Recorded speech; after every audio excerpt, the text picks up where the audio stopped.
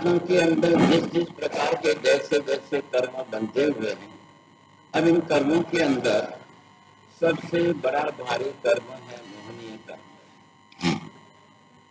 सबसे छोटा कर्म है आयुष्य। और जैसे ही आयुष्य पूरा हो जाएगा, भव बदल जाएगा। भव परिवर्तन कारक भव वर्धक जो है वो मात्र आयुष्य कर्म। और आयुष्य तो हमेशा ही बदलता रहेगा। अब सबसे लंबे लंबे भारी भारी बड़े बड़े कर्म जो है तो मोहनीय कर्मों के अंदर बन रहे हैं।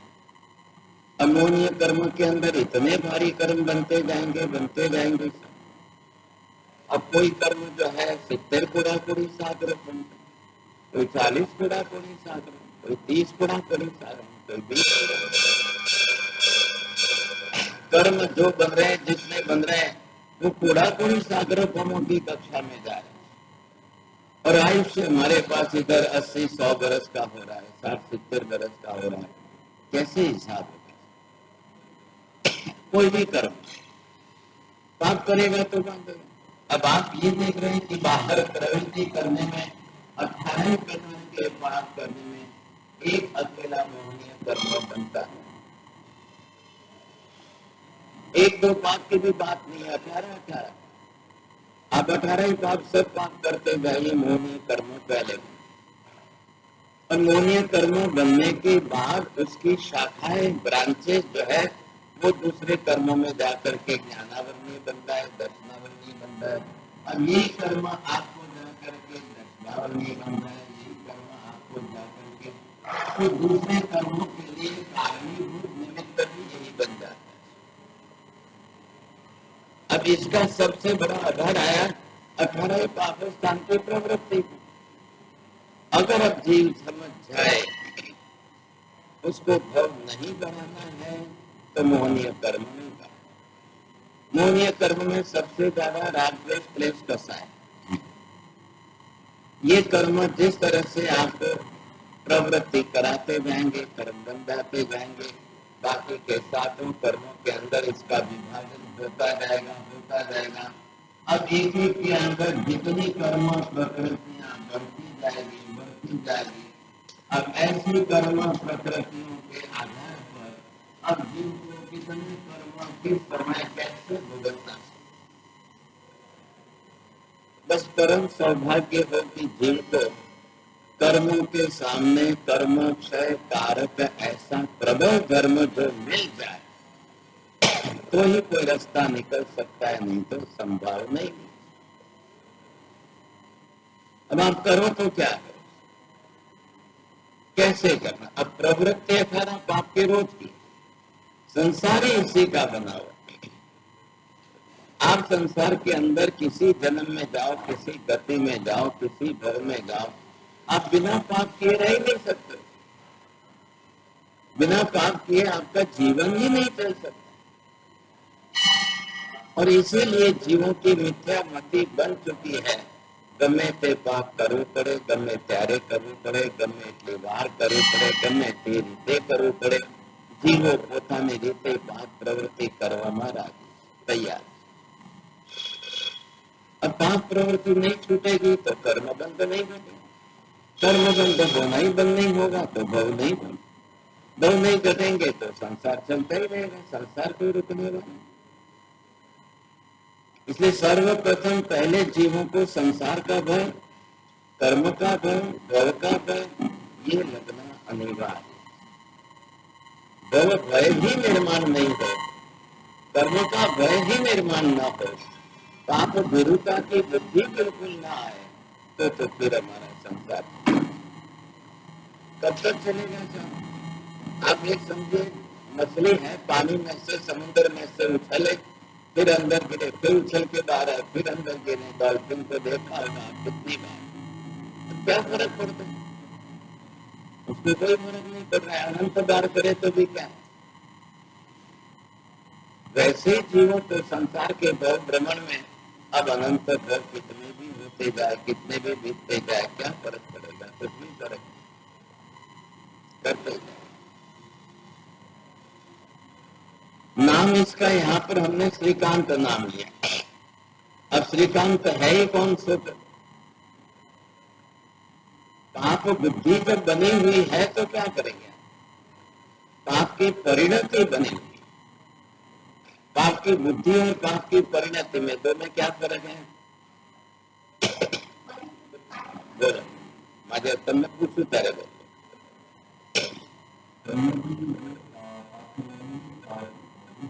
हाँ, जीव के अंदर जो मोहनीय कर्म में मिथ्यात्व पड़ा है वो है परिणति वाला। उसका काम परिणति बनाने का। अब वो अंदर की वृत्ति ही वैसे बनी। एक चोर आदमी जो है कहीं पर भी जाता है तो उसकी दृष्टि कहती है क्या थी सुन नहीं सका हमसे, क्या थी सुन मिले हमसे, उसकी दृष्टि। अब सुबह सुबह 5 से 6 7 बजे के बीच में देखो रास्ते पर से उठाने वाले निकलते हैं, वो जानते हैं कि सब सोए हुए होते हैं, उनकी दृष्टि नजर पर वही है साहब, कहाँ से क्या मिल रहा है, कहाँ से। अब जीवों ने अपनी अपनी दृष्टि अपनी अपनी पाप वृत्ति के आधार पर बनाई। ये है संस्कार, पूर्व जन्म के बांधे हुए कर्म। अब वो कर्म उसकी दृष्टि ही वैसे बना करके दे रहा है, चाहे इसी दृष्टि से। एक व्यक्ति की आंखों में विकार है, वासना है, दृष्टि खराब है, वो सबको उसी नजर से देखेगा। एक व्यक्ति को चोरी करनी है, वो चोरी की नजर से देखेगा। एक व्यक्ति अपनी तरफ से कौन किसको किस नजर से, तो नजरिया जो बनता है वो नजरिया आपका इस कारण बनता है। पूर्व कर्मों के संस्कार हैं, वर्तमान भोग के अंदर वैसी प्रवृत्ति जीव की बनती है। वृत्ति बन गई, अब बाहर जीवन में वो करेगा वो प्रवृत्ति। बाहरी जीवन के अंदर, बाहरी व्यवहार के अंदर जो कुछ करेगा वो प्रवृत्ति। आप प्रवृत्ति बदल सकते हो, लेकिन परिणति बदलोगे तब प्रवृत्ति रुकेगी, नहीं तो नहीं रुकेगी। परिणति चलती रही चलती रही चलती रही तो प्रवृत्ति होती रहेगी होती। अब पाप प्रवृत्ति होगी तो जाके कर्म का दंड होगा। अब ये भी इतना ही अनिवार्य है। आपने ध्यान दिया नोटकार में सर्व कर्मो कनाशनो नहीं लिखा है, सर्व पावक कनाशन। क्यों लिखा है सर्व पावक कनाशन? कर्म का तो नाश हो जाता है, पाप की परिणति का नाश नहीं होने पर जो बार बार पाप करता है कोई प्रयोजन नहीं। श्रीकांत को कोई फायदा नहीं हुआ। शिकार में गया और साधु महाराज को भी मारा पीटा बांधा किया, फेंक दिया नदी में, उसको कोई फायदा नहीं हो रहा है। कई प्रकार की सैकड़ों जात की अंधश्रद्धाएं भी लोग बनाकर बैठे। ऐसे मुंडे साधु को जो नहीं देखना है तो मार डालो उसको। ये अफगानी तालिबानी वृत्ति है। अब इससे क्या होने वाला है? इससे कोई सब दुनिया के अंदर सब कुछ समाप्त हो जाएगा? कभी नहीं होता।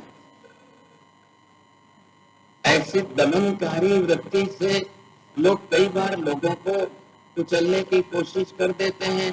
वो सोचते हैं कि हमने एक बात मिटा दी साहब, हमने एक वस्तु दुनिया में से नष्ट कर दी, नहीं, वो चलती रहे, फिर वापस रूपांतर लेके दूसरे रूप में फिर सामने आएगी, फिर रूपांतर लेके तीसरे रूप में फिर सामने आएगी।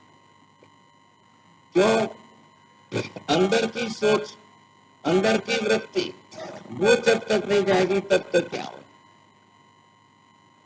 इसलिए मैं श्रीमती ने निर्णय किया है सबसे पहले अंदर से इसका मिथ्यात्व जो है वो हटाना है। हर पत्नी का काम है, हर माँ का काम है, हर माँ का काम है कि बेटे के दिल में से पहले ये वृत्ति सुधार है। इसलिए संस्कार देना चाहिए। हर पत्नी का काम है। अगर पत्नी स्वयं ही धर्मिष्ठ है तो पति को कैसे धर्म के मार्ग पर जोड़ करके अब उसकी मिथ्या वृत्ति कैसे डाले। हम यहाँ पर पहले बच्चा जन्म लेता है मंदिर के साथ, दर्शन के साथ, पूजा के साथ, धर्म के साथ, गुरु के साथ, कैसे भी करके उसको जोड़ो ताकि उसके संस्कार के अंदर परिवर्तन आए। कर्म तो साथ में जन्मों जन्मों के संस्कार लेकर आ रहा है। कई गुणों के कर्म साथ में लेकर आ रहे हैं। कर्म तो बहुत है, वो तो साथ में लेकर आएगा। अब आपको ये सोचना है कि इतने कर्मों के बीच में, ऐसे कर्मों के बीच में थोड़ा सा धर्म लाओ, थोड़ा सा, भले छोटा सा दीपक है लेकिन प्रकाश फैल तो रहा है। छोटे से दीपक का प्रकाश फैल करके आपको इतने में भी कुछ दिखा तो रहे, तो उसके सामने धार्मिक संस्कार, तो संस्कारों का जोर जैसे जैसे बढ़ता जाएगा। लेकिन हुआ ऐसा कि श्रीमती श्रीकांत के संस्कारों को नहीं रोक सके। जीवन भर उसको अफसोस रह गया, करूं तो क्या करूं। अंत में चल करके श्रीमती ने नवपत की आंबिल की होली की आराधना, श्रीकांत राजा बन चुके। श्रीकांत राजा बनाए राज वैभव में है, और श्रीमती में नवपत के आंबिल की आराधना, प्रतिदिन एक एक पद की आराधना बड़े पैमाने पर विशिष्ट स्वरूप में मनाने का निश्चय। आज अरिहंत पद है, इतने फल, इतने फूल, इतना नैवेद्य, इतने सजावट, इतना सब कुछ करना, और उसके साथ में श्रीमती के हाथ के नीचे उसकी 9 दासियां। अब सबको लेकर के साथ में लेकर के कैसे भी करके जोड़ना है। सबको बुलाकर कान में कह दिया है, करेंगे हम, यश राजा को देंगे, सम्मान राजा का। जा करके साथियों दासियों को कहा, नगर के अंदर भी सबको बोलो, और जो भी आए वो राजा का सम्मान करे। ओहो राजन, आपने इतना बड़ा आयोजन किया, इतना बड़ा आयोजन। आशय क्या है? अब राजा को धर्म के साथ जोड़ना है, भगवान के साथ जोड़ना है, गुरु के साथ जोड़ना है। किसी के छोटे धर्म की प्रशंसा 10 गुनी इतनी कर लो कि कल उसको उसका उल्टा अधर्म करने की बुद्धि। नगर वासियों में से जो भी आए वो हार तोड़ा लेकर के आए, राजा को पहना करके बहुमान करे, और ऐसा बहुमान करे, इतना बहुमान करे, ऐसा बहुमान करे कि वाह। अब जो आएगा प्रशंसा करके राजा को बोलेगा, राजन आपने इतना बड़ा आयोजन किया। अब राजा ये बोलेगा मैंने कुछ नहीं किया, मैं थोड़ी करता, मैं तो मानता ही नहीं। कोई भी व्यक्ति अपनी पोल प्रजा के सामने राजा नहीं करता। करने वाली अंतःपुर में रानी है, वो धर्म मानती है, वो धर्म जानती है, वो करती है। मैं तो इसका उल्टा दुश्मन। लेकिन पुरुष जो है वो मानव प्रिय है, और पुरुष में भी सत्ता जिसको प्राप्त हुई है वो राजा डबल मान प्रिय। राजा को और क्या चाहिए भाई? बस आप उनकी प्रशंसा करते रहो, उनको मान सम्मान देते रहो, जी हजूरी करते रहो। अब राजा खुश है। लेकिन बात कुछ अलग बन गई। जिस तरह से श्रीमती करती गई, अब वो अपने साथ में जिस तरह से सब बोलती गई, अब ये करते करते पापों बुद्धि तो नहीं रखी उसने, कम से कम श्रीमती अपनी तरफ से अब ये करते करते एक दासी, दूसरी दासी, तीसरी, चौथी, पांचवी, छठी, सातवीं, आठवीं, ऐसे दासियों को जो है उसने अपने साथ में जोड़ लिया। अब इन सबको अपने साथ में जोड़ लिया, और पहले इनको खुश करते, रोज नवी साड़ी आपका, 9 દિવસ બૈરામને હવે એનાથી વધારે શું જોઈએ? બોલો, તમે કાલે બોર્ડ ઉપર લખો એટલે કાલે આંબિલ કરનારા 100 જણા વધી જાય। एक आंबिल करो एक साड़ी गिफ्ट, एक आंबिल करो एक साड़ी गिफ्ट। पुरुषों ने नहीं, पुरुषों तो कहते कि हमें डबल आती। अब ये तकलीफ है तो इसने रोज नहीं, अरिहंत पद की एक साड़ी, सिद्ध पद की दूसरी साड़ी, तीसरे पद की साड़ी के साथ में आभूषण गहना देकर के दासियों को इतनी खुश करना क्या है? रोज एक एक पद का पूजन करना है, रोज एक एक पद का मांडला करना है, रोज एक एक पद के लिए सजावट करनी है, रोज एक एक पद के लिए इतने फूल लाओ, इतने फल लाओ, इतने नैवेद्य लाओ, इतना बड़ा आयोजन करो। जनता के अंदर, पब्लिक में, प्रजा में जाकर के ढोल बजाओ, लोगों को लोग खुश होकर के रोज देखने आए, सर सुबह से शाम तक आए। अब जब पूजन चल रहा है तो जो पूजा के कपड़े वाले हैं वो तो भगवान का स्पर्श करके नौकर जी को कर लेंगे साहब, लेकिन जनता में लोगों को सिखाया गया, नगर सेठ और मंत्रियों को सिखाया गया कि राजा को कहना ये आप अर्पण करिए, आओ पधारो पधारो, आप खड़े रहो, नहीं आइए, आप पधारो खड़े रहो, आप अर्पण करिए। હવે રાજા પોતાની રાણીની સામે ગમે તેમ બોલી જાય પણ પબ્લિકની વચ્ચે શું કરે? अपने यहाँ तो शांति पात्र में फल नैवेद्य लेकर खड़े रहते, सभी तो पूजा के कपड़े में नहीं है, जो बाहर से मेहमान में आएंगे सब। अंग पूजा अलग है, अग्र पूजा अलग है। अंग पूजा जिसमें भगवान के चरणों का, शरीर का स्पर्श करके आपको पूजा करनी। अग्र का मतलब ये है कि आपको दूर खड़े रह करके करनी, धूप दीप आपको दूर खड़े रह करके करनी, धूप दीप गंभारे में लेकर नहीं जाना। गंभारे में अंग पूजा के तीन ही साधन जो है, या तो आप नमन ले जाइए, पानी दूध कक्षा ले जाइए, या चंदन केसर ले जाइए, या फूल ले जाइए। तीसरी से चौथी वस्तु गंभारे में नहीं है। धूप दीप अग्र पूजा में आ रहे। आज अष्ट प्रकारी में से 3 अंग पूजा के विभाग हो गए, बाकी के 5 अग्र पूजा के। तो अब क्या करना? राजा के सामने एक मंत्रीश्वर आए, उन्होंने कहा राजन पधारिए पधारिए, आप खड़े रहिए, आप अर्पण करिए, ये लाभ आपको है, आज ये लाभ आपको है, आपके ही दरबार। अब शर्माते हुए भी पब्लिक के सामने राजा जब इतने मान सम्मान से लोग दे रहे हैं, उनको माला पहरा रहे हैं, उनको आकर के सम्मान कर रहे हैं और फिर उनको खड़े रख रहे हैं, तो इस समय राजा को अनिच्छा होते हुए भी थक गए। अनिच्छा किस बात की है? धर्म क्षेत्र की। अब धर्म के क्षेत्र के अंदर अनिच्छा होते हुए भी मान सम्मान की अपेक्षा, और मान सम्मान ज्यादा मिल रहा है तो खुश होकर के भी खड़ा है। पहला दिन अरियन पद का, दूसरा दिन सिद्ध पद का, तीसरा दिन आचार्य पद का। अब आदमी करे, अगर आप कर्म क्षय की निद्रा की भावना से करोगे तो वही धर्म कर्म क्षय निद्रा कराएगा। आपके निद्रा के भाव नहीं है तो वही धर्म, उसी प्रकार का धर्म आपको पुण्य उपार्जन करके लाभ देगा।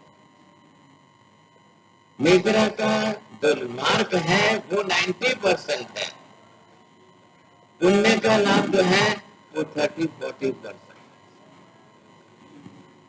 बोलिए, अब आप जो है करके भी पुण्य का लाभ लेना चाहते हो कि निद्रा का लाभ लेना? धर्म यही है। आपके घर साधु महाराज आए, आप गोत्री बहरा रहे, आपको निद्रा का लाभ लेना है कि पुण्य बांधना है? आप मंदिर दर्शन करने आए हो, दर्शनम पापनाशनम भी है और दर्शनम स्वर्ग सोपानम भी है। तुम्हारे सब सभी जीव सरीखे नहीं है। सब जीवों की दृष्टि से 3 वचन, तीनों उद्देश्य लिखे हैं। एक दर्शनम पापनाशनम का है, एक दर्शनम स्वर्ग सोपानम का है, तीसरा एक दर्शनम मोक्ष साधन। दर्शन आपको मोक्ष का साधन लग रहा है, दर्शन आपको कर्म क्षय का कारक लग रहा है, दर्शन आपको पुण्य उपार्जन कराने का माध्यम लग रहा है। अब तीनों में તમે निर्णय करो, તમારે કયા ઉદ્દેશ્યથી કરવું છે। તમારે જે હેતુ પૂર્વક કરવો હોય એ ઉદ્દેશ્યથી કરશો એટલે એ પ્રમાણે લાભ મળશે। हिसाब सीधा करने वाले पर आधार, यही नौबत है। श्रीमती खुद कर रही है और दासियों के पास खुद करवा रही है, राजा के पास करवा रही है, मंत्रियों के पास करवा रही है। अब दूसरों को तो खाली पुण्य का ही लाभ मिलने वाला, दूसरों को खाली पुण्य का लाभ मिलने वाला है। अगर आपकी भाव विशुद्धि कर्म क्षय की है तो निद्रा का लाभ मिलेगा, नहीं तो पुण्य के खाते में तो जमा हो नहीं वाला। बेटा स्कूल जाएगा, अब पढ़ेगा तो ठीक है, नहीं पढ़ेगा तो फेल से वापस आएगा, पढ़ेगा तो ठीक है, नहीं पढ़ेगा तो जाते जाते स्कूल जाने के संस्कार तो बन जाएंगे। फिर थोड़े फ्रेंड सर्कल हो जाएंगे, फिर खेल कूद के अंदर मन लग जाएगा, फिर किसी के साथ बैठ करके ऐसे करते करते माँ सोचती है कि 4 दिन नहीं भी पड़ेगा, 5वें दिन फिर संस्कार करें। ये फायदा है। धर्म कराने के पीछे भी संस्कार का फायदा है।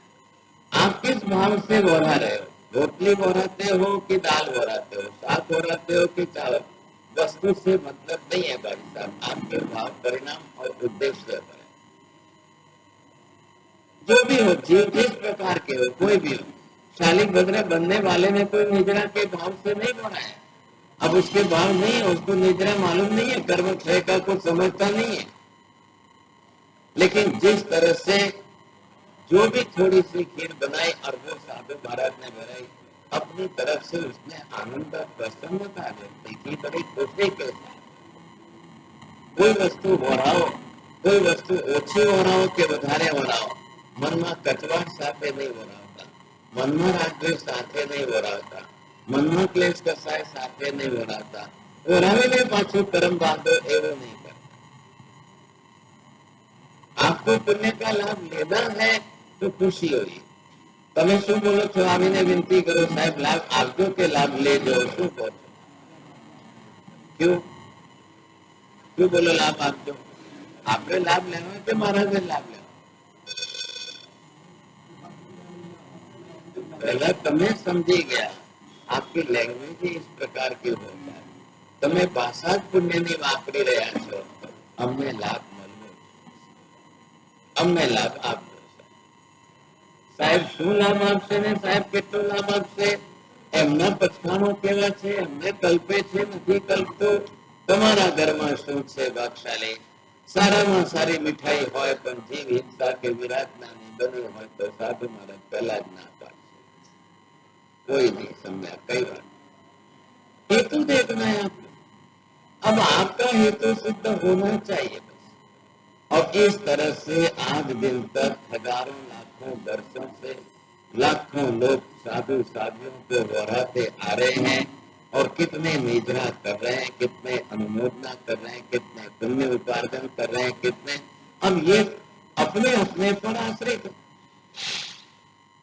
श्रीमती ने देखा कि अब नौकर जी की जैसे होली आती है, इतने उत्साह से करो, इतने आनंद से करो, इतने दाम धूम से करो, और इतनी अनुमोदना कराने का लाभ सबको दो।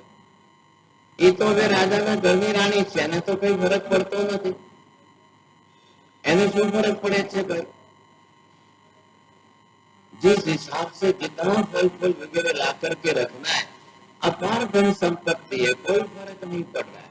एक एक दासी को रोज कह दिया है, આજની સાડી કાલે પહેરીને નહીં આવતા, રોજ નવી સાડી પહેરીને આવવાનું, રોજ ભગવાનની પૂજા કરવાની, રોજ નવો દાગીનો પહેરીને આવવાનું, રોજ ફલ ફૂલ નૈવેદ્ય લાવીને ભગવાનને ભેટ ધરવાનું છે, અને સાંજે પૂજા પૂરી થઈ જાય તમારે લઈ જવાનું। आप कौन है? आप भगवान के सामने त्याग करने वाले। તમે એક ફલ અર્પણ કર્યું કે નૈવેદ્ય અર્પણ કર્યું, તમે ભગવાન માટે નથી કર્યું, તમારા માટે। ભગવાન તો નિમિત્ત બને છે, ભગવાનને ક્યાં ખાવાનું છે? તમે પૂજારીનો વિચાર કરીને ફલ મૂક્યો, પૂજારીને ખાવા માટે પૂજારીનો વિચાર આવે ને પૂજારીને માટે થઈને તમે મૂકતા हो तो बहुत बड़ी गलती कर रहे हो। कोई आपका लक्ष्य नहीं होना चाहिए, कोई विचार पुजारी का नहीं आना चाहिए, मैं अपनी तरफ से त्याग कर भगवान को दान नहीं कर रहे हो। आ नैवेद्यના કારણે મેં મારા ભવ બગાડ્યા છે ને ઘણા ભવ મારા નૈવેદ્યના ખાવાની પાછળ બગડ્યા છે ને કર્મ બંધાણા। હવે મારે ત્યાગ કરવો છે। હું સંસારમાં ઘણું એ ફર્યો, પણ હવે મારે પ્રદક્ષિણા લઈને પ્રભુની સમક્ષ મારું આ પરિભ્રમણ દેખાડવું છે। ફલ જે છે શ્રીફળ શ્રેષ્ઠ ફલ પ્રાપ્ત કરવાનું એક આલંબન નિમિત્ત છે। શ્રાવક ઉત્તમમાં ઉત્તમ દ્રવ્યોથી પૂજા કરીએ, દ્રવ્ય ભક્તિ, પણ દ્રવ્ય જેટલું ઊંચું હોય એટલું ભાવ ઊંચું રાખજો, નહીં તો નુકસાન તમારું થશે। એટલે માટે પહેલા હેતુ સમજવાનું છે કે દ્રવ્ય તમારી પાસે ઘણું ઊંચું પ્લસમાં છે, પણ તમારા ભાવ સામે નથી તો તમને ખાલી દ્રવ્યનું પુણ્ય બંધાઈ જશે, નિદ્રા નહીં। नंबर 2, द्रव्य भी आपका इतना प्लस में ऊंचा है, भाव भी इतने आपके प्लस में ऊंचे हैं, तो पुण्य भी उपार्जन होगा, निद्रा भी साथ में डबल। पूजा एक छे, भक्ति एक छे, पण छतां तमने डबल लाभ थयो।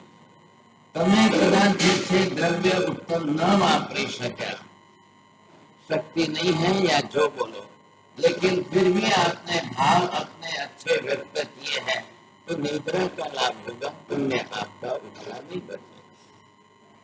लेकिन अगर दोनों ही नहीं है तो क्या करेंगे? न तो द्रव्य का उपयोग करना है, न भाव का उपयोग करना है, फिर तो आपके कर्म का बंद ही हो जाएगा। अब आप सिर्फ कर्म बांध, चारों प्रकार में से आपको सोच समझ करके करना है। अब इतना खुश करने वाली महारानी दासियों को इतना खुश कर रही है, અને દાસીઓ પોતે રોજ રાણીની અનુમોદના। તમે બીજાને અનુમોદના કરાવી શકો એવો ધર્મ ક્યારે કેટલી રીતે કર્યો છે? તમારા ધર્મની અનુમોદના બીજા કરે એવું શું કર્યું તમે? जिन्हें तमे को देखाओ देखाओ देखाओ, कई बार आपकी वृत्ति में देखाव नहीं है, आपको दूसरों की अनुमोदना करने का लाभ मिला। एक वरघोड़ो काढ़ो छो तो आप बेन मास खमण वाला, ये 13 बरस की छोटी सी लड़की मासक शमन कर रही है और आप उसकी रथ यात्रा निकालते हो। खाली लड़की को सजाओ ऐसा मत करना, आप उसके नीचे वहां लिखो कि इतनी 13 बरस की लड़की के 30 उपवास खाली એને સજાવશો એટલે એને જોઈને કદાચ કોઈ બીજા વિકારના વિચાર કરી લે, એના કરતા 30 ઉપવાસ નીચે લખી લો એટલે કોઈ એની અનુમોદના। એટલા માટે જ્યારે તપનો ગરબડો હોય ત્યારે બની ઠનીને ન નીકળો, સોલ સંઘાર સજીને ન નીકળો। કોઈ એમ ન સમજી લે કે લગ્નની જાનમાં જાય છે। તમે તમારા તપની અનુમોદના લોકો કરી શકે એવી જાહેરાત। अनुमोदना बहुत आवश्यक है। दूसरों को धर्म सिखाने, समझाने, प्राप्त कराने के लिए अनुमोदना आवश्यक अंग है। आप किसी को अनुमोदना करने का मौका ही न दो, अनुमोदना कारक निमित्त ही आप खड़े ना करो, ऐसा नहीं होना है। दोनों हेतु हमारे साथ जुड़े हुए हैं। और श्रीमती कितने अच्छे बड़े पैमाने पर कर रही है। अब श्रीकांत क्या करे? कोई दुखी तो नहीं है, कोई धन संपत्ति माल मिलकत की कमी तो नहीं है। अब श्रीमती इतना सजा रही है, इतना सब कुछ कर रही है, अब श्रीकांत के हाथ बंद करके खड़ा रहेगा? दासियां इतनी सज धज करके आ रही है और कोई देखने पर पता चले कि ये दासी है कि ये रानी है, ये दासी है कि ये रानी। साधन सामग्री तो कोई पण गमे એટલી ક્યાંથી વાપરી શકે। एक दिन के किराए पर ला करके कपड़े दागिने भी लोग पहन सकते हैं। एक दिन के किराए पर ला करके आप रानी जैसा वेश बना सकते हो। किसको पता है कि आपने किराए पर लाया? कौन जानता है? आपकी आप जानते हो, बाकी दुनिया देखने वाली क्या समझे। श्रीकांत भी देख रहा है, राजा भी देख रहा है। देखते हुए राजा ने जलस से मन में नहीं लाई। धन संपत्ति माल मिलकर जिसके पास विपुल प्रमाण में है, उसके अंदर पहले से दूसरों के प्रति की ईर्ष्या खत्म हो जाती है। अपने से निम्न स्तर के लोगों के उनके दुख के सामने वो अपनी जेलसी नहीं कराए। हाँ, मान जरूर बढ़ेगा, मान बढ़ता है, लेकिन दासियों को रानी जैसे दागिने कपड़े पहनकर खड़ी देख करके राजा को कुछ भी नहीं लगा, कोई अफसोस नहीं, कोई मन में कुछ भी। लेकिन इन 8 दासियों ने इतनी अनुमोदना कर ली साहब रानी की, અને રોજે રોજ કરવાની, રોજે રોજ કરવાની, 9 દિવસ કરવાની। 9 दिन तक 9 पद की आराधना भक्ति चल रही है। તમે વિચાર કરો, 9 દિવસ ની 9 સાડીઓ મળી જાય, 9 દાગીના મળી જાય, અઢળક ફળ ફૂલ નૈવેદ્ય મળી જાય, ધન સંપત્તિ અઢળક મળી જાય, કેટલો ફાયદો થયો વિચાર કરો। આ દાસીઓને તો ઘર ભરાઈ ગયું સમજાય. અને દર વર્ષે બે ઓલી તો આવવાની જ છે. દર વર્ષે બે ઓલી આવવાની એટલે તો ભગવાનને રાહ જોઈએ કે ક્યારે ઓલી આવે, ક્યારે ઓલી આવે. આ વખતે ઓલી આવશે એટલે હવે આ વખતે રાણી સાહેબ શું કરશે, હવે આ વખતે રાણી સાહેબ શું કરશે. પોતે આંબિલ કરીને ત્યાં બેઠાડે છે અને બીજા માલ મસાલો ખાઈને રાજી થાય. કેટલું લાગે દાસીઓને, કેટલું લાગે. એમને શું થાય એટલે દાસીઓ કે છે રાણી સાહેબ તમે આવો લુખું સુખું ખાઈને છે તે તમે 9 દિવસ કાઢો છો અને અમને આટલું બધું આપો છો, આટલું બધું આપો. શું વાત છે આ તમારો આટલો બધો ધર્મ, આવો કેવો ધર્મ છે. રાણી કે મારે કર્મક્ષય કરવો છે, મારે નિદ્રા કરવી છે, મારે પાપ ધોવા છે. અને આમાંથી કોઈને આ બુદ્ધિ આવે એમ છે, વિચાર આવે એમ છે બાદશાહ? सवाल नहीं. जिसके पास जितना ज्यादा है विपुल प्रमाण में हम उतना ही त्याग करके अपना लाभ ले. बाकी सबके अंदर त्याग बुद्धि आनी संभव नहीं है. भोग भोग बुद्धि आवे, लाभ बुद्धि आवे, परंतु त्याग बुद्धि इतनी आसान नहीं है. बहुत बड़ी बात. रानी પોતે આંબિલ કરે છે. દાસીઓને કહે છે તમારે જેને આંબિલ કરવું હોય તો આવો, જે આંબિલ કરશે એને ડબલ સાડી આપી, જે આંબિલ કરશે એને डबल दागिनो આપે. बोलो है कि नहीं बात? तो ना थोड़ी है समझे कि नहीं. लेकिन जिसकी अभी वो बुद्धि नहीं बनी है, त्याग वृत्ति नहीं बनी है, अभी धर्म बुद्धि उसकी उस प्रकार की नहीं. अक्सर तो 8 दासीઓ રાણીની એટલી અનુમોદના કરે અને સાથે નિમિત્ત ધર્મનો છે, આવો ધર્મ તમારો અમને પણ કરો. व्यक्ति संबंध धर्म, व्यक्ति राम धर्म. आप इधर देखिए, ध्यान से समझिए. इसका परिणाम ये आता है, ये 8 दासियां इतना प्रबल पुण्य उपार्जन करती है कि अगले जन्म में ये सब एक ही राजा की रानी बन करके सब साथ में रानी. दासी नु दासी पणु जतु रहे અને એ જ રાણી બની જાય. खाली अनुमोदना निमित्त विचार करी. आपके यहाँ पर सबने देखा कि स्टाफ के लिए पैसे नहीं, पर्यूषण आया है सबको बोलना. आपने पर्यूषण का निमित्त 12 महीने आपके यहाँ पर काम करें. अब 12 महीने एक बार देते हो तो उसको लगना चाहिए. कोई ना घरे नौकरी करवा करता तो भगवान ना मंदिर में झाड़ू काढ़वाना. वो नेपाल का आया हुआ लड़का, कहाँ नेपाल है, कहाँ यहाँ मुंबई है. अब वो कहाँ से यहाँ आया, मंदिर में झाड़ू पोता करके खुश होता है. और साधु जी महाराज ने भी उसको दर्शनम देव देवस्य सिखा दिया. इच्छा में कमासनो करता है. अब उसको तो खुशी है. फिर यहाँ से उसको रात को जाकर किसी का सोसाइटी में जाकर वॉचमैन नहीं करना. अब पेट तो है उसके साथ. अब नेपाल कहाँ है, घर क्या ले जाएगा, क्या भेजेगा. लेकिन उसकी खुशी है. 10 घर में झाड़ू करके 10 घरों में जाकर के काम करके सेठानी का तो सुनना ही पड़ेगा साहब. 2 बात तो सुननी पड़ेगी. मंदिर में तो चलो भाई इतना तो लाभ है. मंदिर में आकर भगवान की खुशी तो है. तब किसको कैसी नौकरी मिलती है उस पर भी बड़ा है. ये दासियां भाग्यशाली कोई धर्म के अंदर नहीं, धर्मिष्ठ नहीं है. करो तो सही, आप कोशिश तो करो. एक अजाण्या ने लावीने अजय ने लावीने તમારી હાથે બેસાડીને એક આંબલ કરાવવાનો. તમને બીજા હોટલમાં લઈ જઈને જમાડી દે, તમને બીજા લોકો તમારા એમના ઘરે લઈ જઈને તમારે ખવડાવી દે. અરે એના કરતા તમે લાવો કે ચલો અમારે यहाँ पर બેસો તો સહી આંબલ कैसा. પછી એક દિવસ પેલાને સરસ बहुत बढ़िया सब इडली डोसा खमन ढोकला सब होता है. कल दूसरा अच्छा अच्छा आप पधारो न कल करो. पाछो તમે ચાંદલો કરીને એના હાથમાં આપી દો तो खुश થઈ જાય. इसका नाम प्रभावना है. पर की भावना बढ़ाना ये है.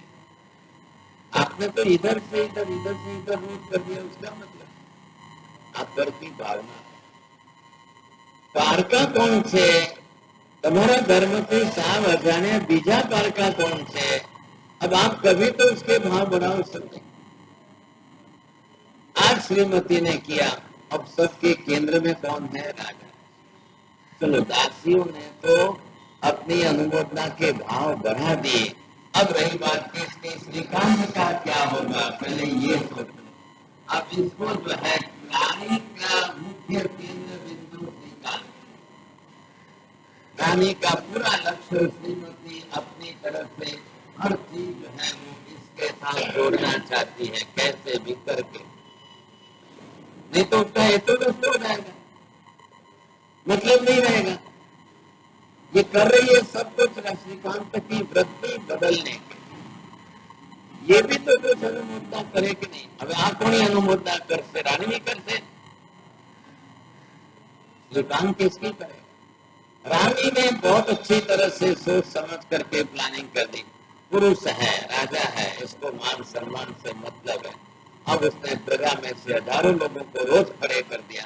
रोज सुबह से लेकर के लाइन लगती थी लोगों की, आकर हार तोड़ा पहना कर, माला पहना कर खोज करने का, और फिर पूजा पूजन सुबह से शाम तक पूजा ही दिन भर पूजा चलाते रहो। और ऐसी भगवान की भक्ति इस तरीके से, इस तरीके से, इस तरीके से। तब जब नगर शेठ ही आकर के राजा को हार पहना कर कहे के राजा ये चामर लो, आप लोग भगवान के सामने हमारे साथ आते, तो शर्मे धर्मे पर राजा ने जोड़ा उतर पड़ेगा। फल नैवेद्य राजा के ही घर का है और किसी का नहीं है भाई, दूसरों का पराया नहीं है। लो राजन, आप भी पधारो, खड़े रहो। अनिच्छा से भी धर्म करने पर भी निष्फल नहीं जाता, अनिच्छा से। वगर ઈચ્છાએ પણ ખાધું તો પેટમાં જ ગયું છે ને, वगर ઈચ્છાએ પણ ખાધું तो शरीर में आपके पेट में आपको फालते नहीं वाला। कराओ, कभी कभी ऐसे भी धर्म कराना पड़ता है, और खास किसको? बाल जीवों पर। यहाँ बाल जीव मतलब उम्र से बच्चे ऐसा मत समझो, धर्म के अज्ञान जो है वो भी बाल जीव। अब उम्र शरीर की बड़ी है, लेकिन अंदर की आत्मा की धर्म परिणति इतनी विकसित नहीं हुई है, छोटे बाल जीव। कराओ इनको भी। श्रीकांत को केंद्र में रखा है और बाकी के सब लोग उसको जोड़ करके इतनी इतनी प्रशंसा। 2 दिन 4 दिन बीतने पर श्रीकांत को लग रहा है क्या बात, क्या है, आखिर है क्या? मेरी प्रजा के अंदर नगर जन में इतने सब इस प्रकार के हैं, तो मैं क्या, मैं इन सबसे गया गुजरा? मेरे पास कौन सी कमी है? तो मैं यहाँ करूँ कमाल। ऐसे स्थिति के अंदर श्रीकांत अपनी तरफ से सोच रहा है। श्रीकांत को भी दूसरे दिन, तीसरे दिन, चौथे दिन अपने अंदर की ईर्ष्या द्वेष जब खत्म हो जाएगी तो अनुमोदना निश्चित करें। अनुमोदना और ईर्ष्या द्वेष एक दूसरे के 36 के अंक के विरुद्ध है। જેને अनुमोदना करता आवड़ती હોય તો ईर्ष्या द्वेष ने घटाड़ी શકે છે। જેનામાં ઈર્ષ્યા ને જેલસી વધતી હોય તે अनुमोदना नहीं કરી શકે, नहीं કરી।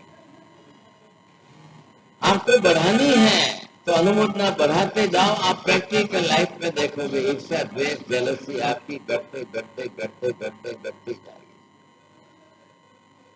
क्या करना है? ईर्ष्या द्वेष करके भी क्या करना? 11वें द्वेष આ પાકસ્થાન જે આપ્યું છે એની અંદર પણ आज नहीं तो कल आखिर कहीं ना कहीं तो आपको घटानी पड़ेगी। 10 दिन तक इतना बड़ा आयोजन हुआ, प्रजा ने, पब्लिक ने इतने बड़े आयोजन में सारा यश जो है राजा को, रानी ने कोई पूछते नहीं, कोई रानी ने मान पाने नहीं, कोई रानी ने कोई जश आपको नहीं, आमिल બધા એને કરે।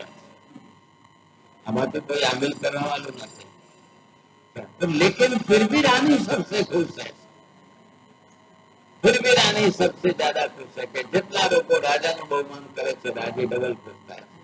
રાની હજી કે હજી બીજા દર્શન ના લાવે, ગમે એમ કરીને એનું માન સન્માનથી એક વખત તમે આખો દરિયો ભરી નાખો, માણસને માન સન્માન એટલું કરી નાખો, એટલું કરી નાખો કે બસ। ऐसे करते करते आखिर राजा भी अपनी अनुगमना में चढ़ कोई ना नहीं करता है, विरोध नहीं करता है, गलत नहीं बोलता है, खराब नहीं बोलता है, अपशब्द नहीं बोलता है, बंद करो या नहीं करो, ये क्या नाटक लगा है। घना लोगों तो બંને જાતના હોય છે, કોઈ બીજા કરતા હોય છતાંય કોઈની આંખો માથે નથી સારું લાગે, ત્રીજા કરતા है, ચોથા करता है, ये लोग એમની સંપત્તિ વાપરીને કરતા હોય પણ છતાં કેટલાક જોનારને નથી ગમતું ભાઈ, तो वो तो आपका दोष है। वो भागशाली अपनी लक्ष्मी का सदुपयोग कर रहे हैं। हर साल पालितना में जाओ, लोग लाखों का खर्च,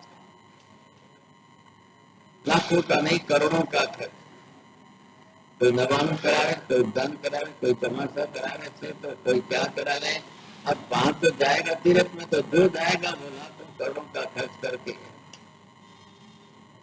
પણ કેટલાક અહીંયા ઘરે બેઠા જે છે જીવ બાળે છે, ઘરે બેઠા અહીંયા એમની નિંદા ટીકા ટિપ્પણ, अरे जो पेला मद्रास वाला जैने आटलो मोटो चमासो करे, अरे जो पेला क्यों आप क्या फायदा है। निंदा करना मत सीखो, आप पराये अनुमोदना करना। सोल में पर परिवार के पाप स्थान से निंदा करके आप निज गोत्र कर्म बांधेंगे, भगांतर में हल्के कुल में जाकर जन्म लेना पड़ेगा। इससे अच्छा है अनुमोदना करके उच्च गोत्र कर्म बांधो। अरे ये बात समझ, गोत्र कर्म भी जन्म जात उच्च कक्षा का मिले या हल्का कुल मिले उस पर आधार है। क्यों हल्का कुल लेना, फिजूल में निरर्थक क्यों हल्का कुल लेना। लेकिन जेलसी करने वालों को, पर परिवार का सेवन करने वालों को, अभ्याख्यान वालों को, वैशून्य वृत्ति वालों को निश्चित रूप से जाकर के निज गोत्र मिलना ही मिलना। पाप स्थान ही ऐसा है, पाप प्रवृत्ति ऐसी है।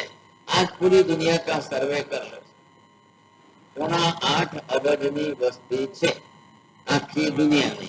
હવે એમાંથી નીચ ગોત્ર વાળો વર્ગ કેટલા ટકા છે ને ઉચ્ચ ગોત્ર વાળાની ટકાવારી કેટલી? अब सर्वे करके देखा, सुखी दुखी की बात नहीं है, आप गोत्र के हिसाब से देखिए। आज भी आपको उच्च गोत्र का वर्ग 20-30% से ज्यादा नहीं मिलेगा, लेकिन 60-70% लोग जो है वो नीच गोत्र में जन्मे। गोत्र और कुल की बात अलग है। अब पर्सनल व्यक्तिगत पुण्य अलग है कि वो कल जाकर प्राइम मिनिस्टर बन जाए, वो बात अलग है, वो पर्सनल पुण्य है। लेकिन एक बार आप किस कुल में गए और किस गोत्र में जाकर कैसे गोत्र में चला, ये आपको विशेषता से देखो। तो यहाँ पर प्रशंसा, अनुमोदना बड़ा अच्छा निमित्त, पहले ही नीच गोत्र आपका टल गया। कोई कहीं किसी का आपको अनुमोदन करने का चांस मिलता है तो શું જાય છે ભાઈ તમારું, ये 7 बरस की बेटी ने 28 की है, अब इनका बहुमान हो रहा है तो आप अनुमोदना करो। अनुमोदना में आपका नतमस्तक होकर सिर झुक जाए किसी के नाम देखकर, छोटी सी बच्ची ने कैसे इतना कर लिया था, ये आपके लिए अनुमोदना का। तो आज अनुमोदना करेंगे, कल करने लग जाएंगे। आज की अनुमोदना कल कारक निमित्त बन जाएगा। अभी श्रीकांत अनुमोदना से जो पुण्य उपार्जन कर रहा है वो कालांतर में श्रीपाल बन करके अब महीना जो धर्म कराएगी आंख मूंद के करेगा। आज नहीं कर पा रहा है, ये नहीं कर सकता है, इसलिए श्रीमती ने अनुमोदना में जोड़ने का निमित्त खड़ा किया। कल जब यही श्रीपाल बनेगा अब महीना जो कराएगी वो खुशी से कर, महीना जब आकर के कहेगी पतिदेव भगवान के दर्शन स्तुति करते हैं, तब मैं श्रीपाल कहेगा मैंने आवड़तू नहीं, तो क्या आप पास में खड़े, और जैसे स्तुति करते भगवान के हाथ में से रखा बिदोरा और माला उछल करके आती है तो श्रीमती कहती है ग्रहण करवा। अब महीना ने कहा पतिदेव आप ग्रहण करो। હવે શ્રીપાલ ને કોડ મટાડવું છે તો ડોક્ટર ને હોસ્પિટલ માં નથી લઈ જતી અને કહે છે કે ભગવાન નું નમન છાટી લો, તમારો રોગ મટતો જશે। अब चमत्कार को नमस्कार होगा, जયારે આવો ભયંકર કોડ રોગ જો ભગવાન ની ભક્તિ થી મટતો હોય ને આંબિલથી સુધરતો હોય તો ભાગશાળી ભલભલા ને ધોલા દિવસે तारा देखाए। कोई भी हो, कैसा भी हो, खुद के ऊपर जब आकर के कोई चमत्कार होता है तो उसको दिन नहीं पता चलता। बहुत दुनिया में लोग ऐसे, बहुत मतलब कितनी बड़ी मात्रा में लोग ऐसे हैं जो चमत्कारों से अपनी जबान बदलने को तैयार, चमत्कार देख करके अपनी दृष्टि बुद्धि बदलने के लिए। अब इसको आप कैसे समझेंगे? आखिर धर्म का स्वरूप किसको समझ में आया? श्रीमती धर्म का स्वरूप समझ आमिल करवा वाला जे छे एमने पोताने आदत અને ત્યાગનો ખ્યાલ આવે છે। आमिल के अंदर खाना भी साथ में है, शरीर को पोषण और पुष्टि भी है। फिजिकली न्यूट्रिशन वैल्यू से देखा जाए तो आमिल के अंदर प्रोटीन भी मिल रहा है, कैल्शियम भी मिल रही है, कैलोरी मिल रही है, कार्बोहाइड्रेट मिल रहा है। आपको कोई कमी नहीं पड़ रही है, शरीर साथ दे रहा है, शरीर चल रहा है, विकार वासना भी बढ़ रही है, विकृतियां भी कम हो रही है और शरीर को कोई तकलीफ न हो और आत्मा के कर्मों की निद्रा। આવી સરસ ધર્મ વ્યવસ્થા કેવલી ભગવંતોએ જે કરી છે આ દુનિયામાં બીજે ક્યાંય કોઈ ધર્મ જોવા નથી। તો બે ઘડીની સામાયિક જોવા મળતી કે નથી એક ટાઈમનું આંબિલ જોવા दुनिया में नहीं, इधर। अब इतनी बड़ी विशेषता है, सोच लो। आज नहीं किया श्रीकांत ने, पूरे भव में एक आंबिल नहीं किया, लेकिन श्रीकांत के भव में अब महीना जो करेगी करेगा, जो कहेगी करेगा, जैसा कहेगी वैसा। ये यहाँ से चालू, ऐसे करते करते महीना ने लोगों से इतना सबको कह दिया था। आ होली थी चालू थई छे तो आवती होली सुधीना 6 મહિનાના 180 દિવસ છે। હવે રાજ્યની અંદર રોજના સવારથી લઈને 10-20 જણા જે છે અંતરાલમાં આવતા જાય તો 180 દિવસમાં 1800 જણા જોઈએ। રાજપાટને વૈભવ એવું છે, રાણીએ કહી દીધું બધાને ખાલી 9 દિવસ જ બહુમાન કરો એમ નહીં, 180 દિવસ એટલે આવતી હોળી સુધી બધા રોજ સવારમાં આવીને રાજાનું બહુમાન કરો। રોજ આવો, રોજ આવીને રાજાની હાથે 10 મિનિટ પણ બેસીને બહુમાન કરીને રાજાને અનુમોદના પ્રશંસા કરીને ખુશ કરો।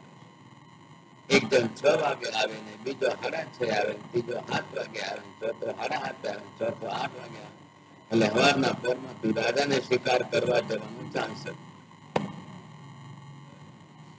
યુક્તિ કેવી સરસ ગોઠવી છે। હવે કોઈ આવીને કહે કે राजन आगामी होली आप जब करो तो हमको भी थोड़ा सा सहयोग देना, लाभ देना। सब लाभ आप ही लेते हो राजन, सब आप ही करते हो। ऐसा शू बोले राजा, शू बोले तमें तो मन में तो हम देख छे ने तुम शू बोलबो। अब 10 जने आकर रोज सुबह से बहुमानी करने लगे और फिर राज्य सभा शुरू हो जाए तो राजा स्वीकार करने करते। ઘણી વખત માણસને સીધું કહીને સમજાવવા જતા નથી માનતા, ત્યારે બીજી રીતે ત્રીજી રીતે કહીને પણ સુધારવાના રસ્તા અનેક। आपके अंदर पहले सुधारने की वृत्ति चाहिए, आपका लक्ष्य पूरा चाहिए, सिर्फ आपको तरीके बदलने और कुछ नहीं करना। आप तरीके बदलते जाओ। अब देखो आप कैसे भी मनुष्य को आप सुधार सकते हो। वाल्मीकि जंगल में रहने वाला डाकू गुंडा था, लोगों को लूटता था, लेकिन जब सत्संग में आ गया, संगत में बदल गया तो ऐसा साधु बन गया, ऐसा साधु बन गया कि वो ऊपर से लोगों के लिए उपकारी बन गया। ये श्रीकांत को बदला जा रहा है। आप इसकी प्रोसेस देखो। एक नास्तिक व्यक्ति को आस्तिक बनाना, एक विद्यार्थी को श्रद्धालु बनाना है, अधर्मी को धर्मी बनाना है, एक पाप परिणति वाले को अब उसकी पाप प्रवृत्ति बदलकर धर्मिष्ठ बनाना है। आप उसको तरीके बदल करके ऐसे करिए, ऐसे करिए, ऐसे करिए, कोई न कोई रास्ता निकालो। अब देख लिया कि राजा मान सम्मान में प्रिय है तो चलो उसी ढंग से लेकिन उस तरीके से भी इसको जोड़ करके ला।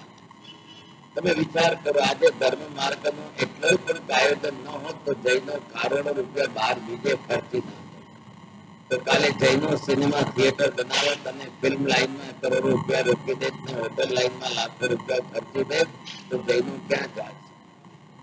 આપણા ધર્મનું બંધારણ the constitution of the religious mind कि जिसके कारण अब व्यक्ति अपने जैन परिवार में जन्मा है तो जैन है तो वो सिनेमा थिएटर नहीं खोलेगा, वो कब नहीं खोलेगा, वो जाकर होटल नहीं खोलेगा।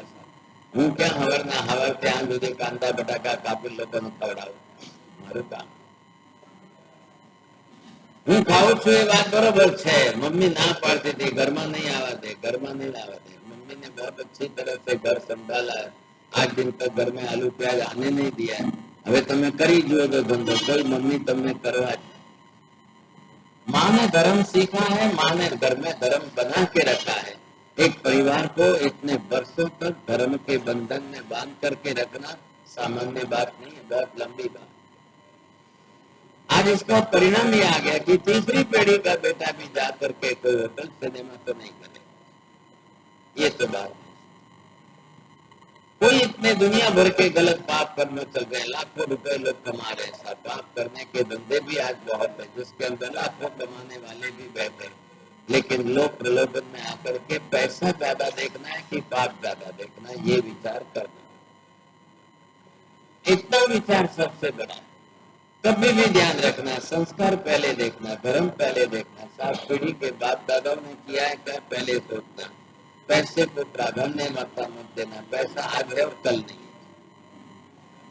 मनुष्य पहला पैसो कमावा માટે પોતાનું શરીર ઘસી નાખે છે અને પછી શરીર સુધારવા માટે પૈસો પૂરો કરી નાખે બચે છે કઈ?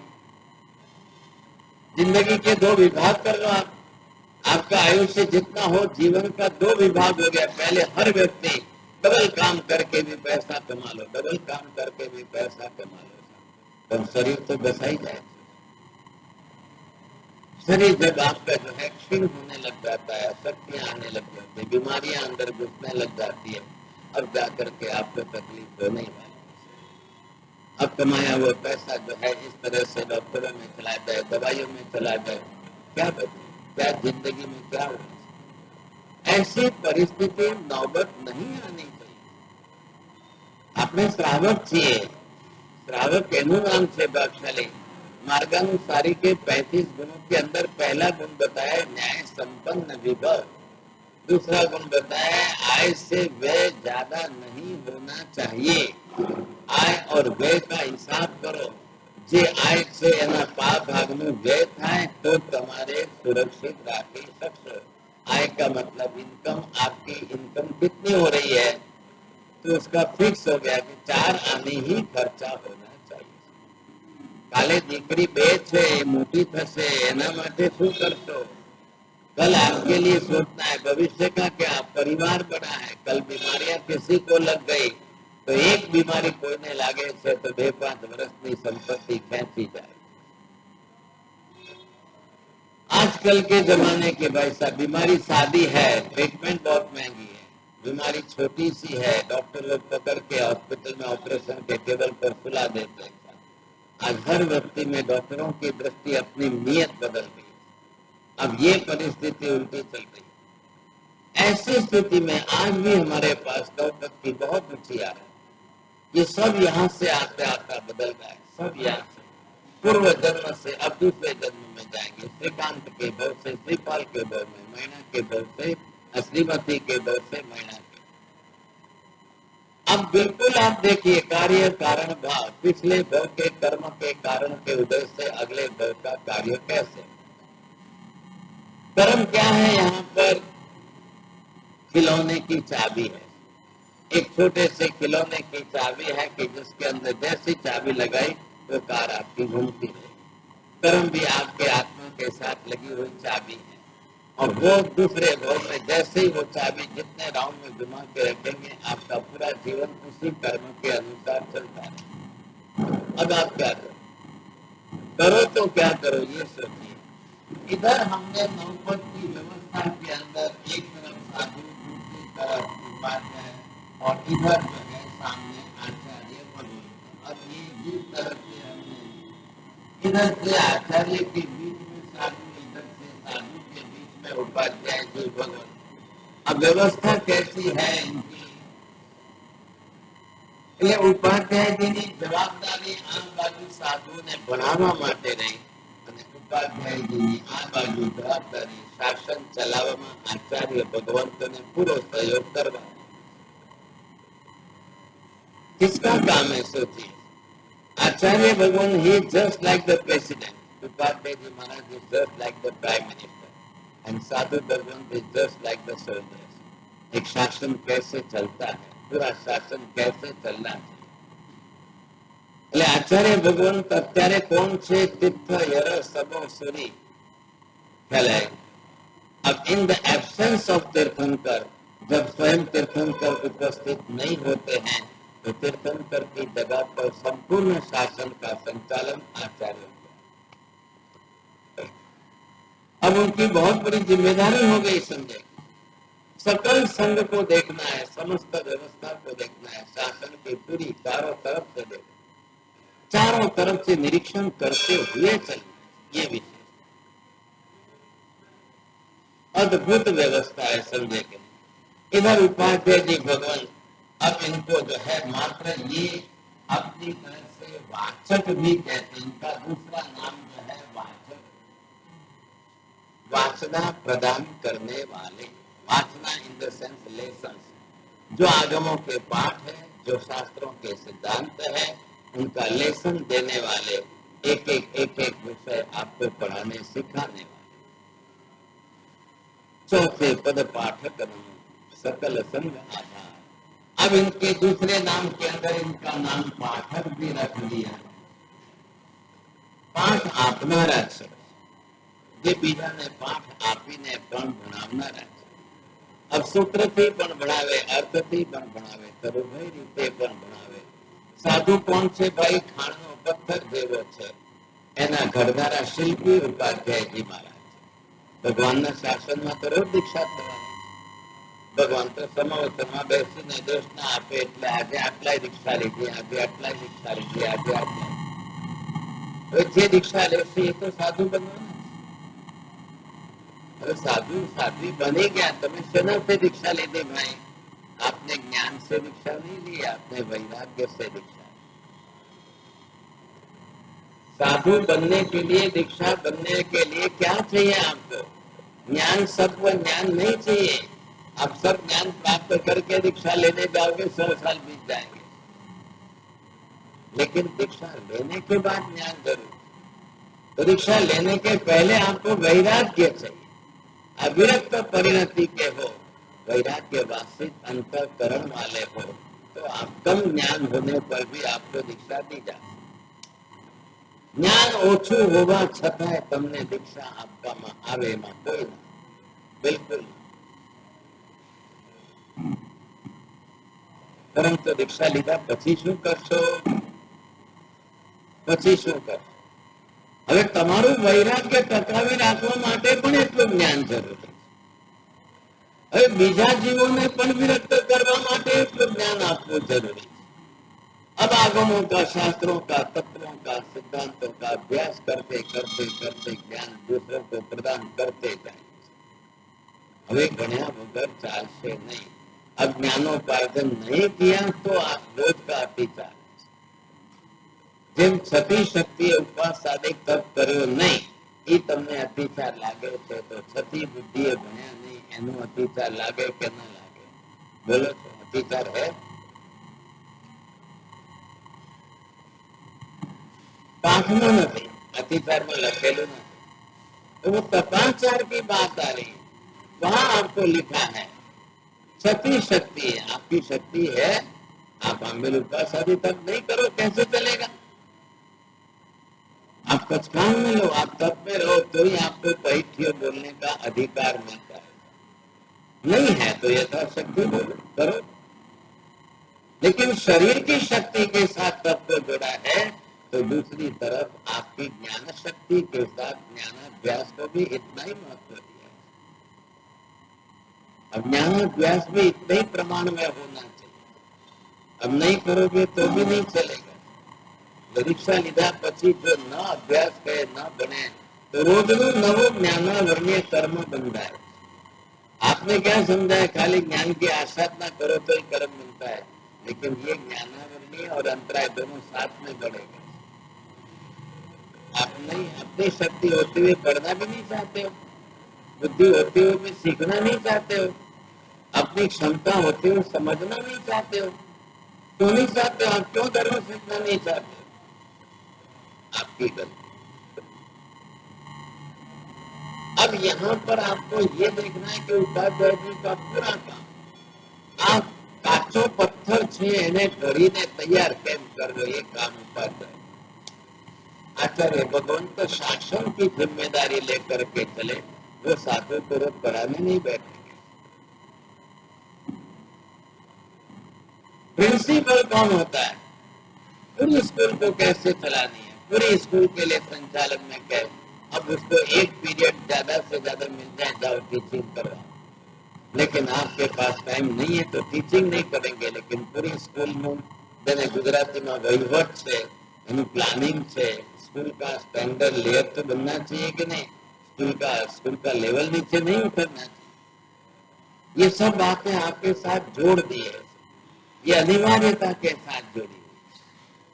अब इसका लक्ष्य हमारा बना रहना चाहिए, बिल्कुल बना रहना। अब ये हेतु कौन नक्की करे सर? ये किसको नक्की करना है? अब इसलिए उपाध्याय की आवश्यकता संघ में अनिवार्य हो गई। उपाध्याय साधु है, साधु पद के मूलभूत गुण है, वो आप आपके पालन करो। ये તમારે જોવાનું છે, તમારા વ્યક્તિગત જીવનની અંદર સાધુપણાના 27 ગુણ એ તમારા પદના મૂળભૂત અવિરતા ગુણ, लेकिन आप एक बड़ी जिम्मेदारी पर आ गए हो तो वहां के 25 गुण भी निभाओ और साधु जीवन के 27 गुण भी प्राप्त, दोनों साथ में रखो। अब दोनों तरीके से एक साधु जीवन पाल रहे हैं वो अपने आत्मा के लिए, उपाध्याय पद लेकर के सबको पढ़ा रहे, वो सबका कल्याण है। दोनों तरफ से उनकी जिम्मेदारी बढ़ गई। બધા શાસ્ત્રો ઘણા છે, આગમો ઘણા છે, એટલા બધા શાસ્ત્રો છે, એટલા વિષયો છે, એમાંથી સાધુઓમાંથી તારવે કોની રુચિ શેમાં છે, કોની રુચિ શેમાં છે, કોની બૌદ્ધિક ક્ષમતા કેટલી છે ખ્યાલ આવે। શાસ્ત્રમાં તો ત્યાં સુધી લખે છે પાસાનો તુલ્યો કે નરો યદી સા। આ પથ્થર જેવો સાધુ હોય તો પણ એને ન ભણાવે તો ઉપાધ્યાયજીના માથે અતિચાર દોષ લાગે। ઉપાધ્યાયજી મહારાજ એમ કહીને છટકી નથી શકતા, હું શું કરું ભાઈ, આ ડબ્બુનો ડર છે, આ ડબ્બુનો ડર છે, કઈ ભરે એમ જ નથી, કઈ શીખે એમ જ નથી, હું શું કરું? તો કે नहीं,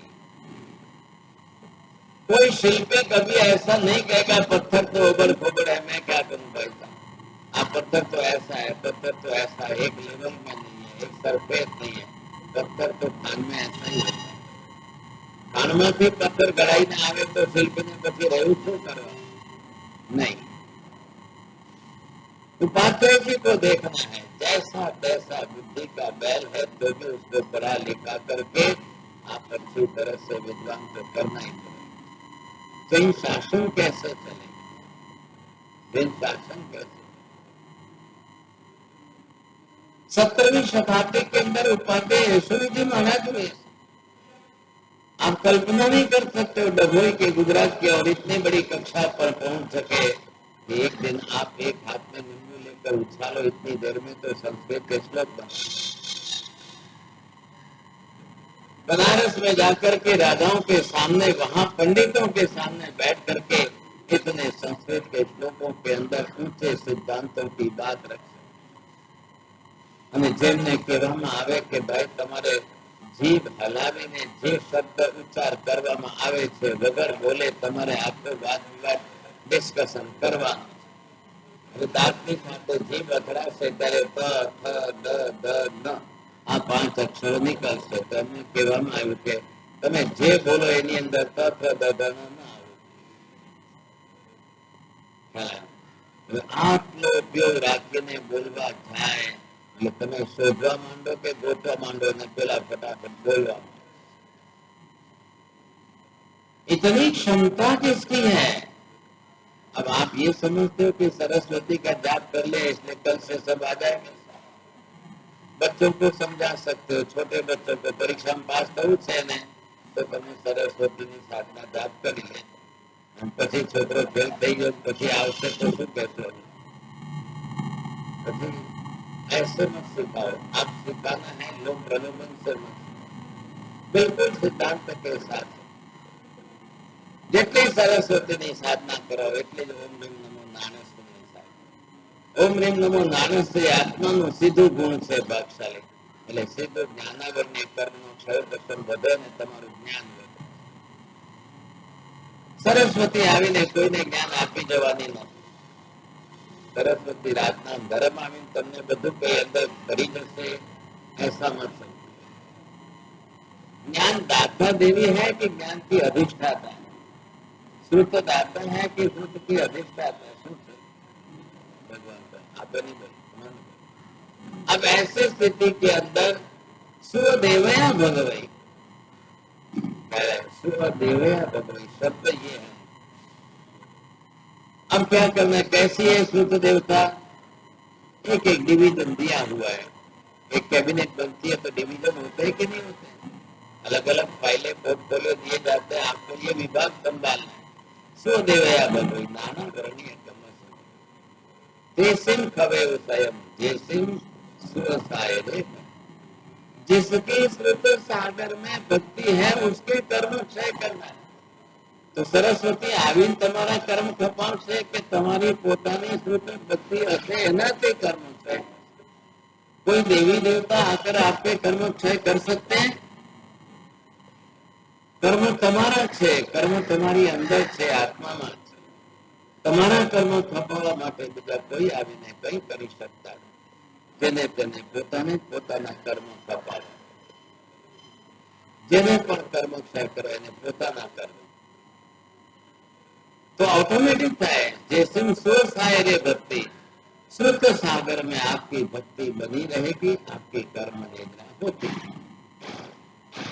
श्रुत का सागर दे दिया, श्रुत का समुद्र दे दिया। अब श्रुत के अंदर अनेक उपाय हैं आपके सामने, श्रुत के सामने अनेक।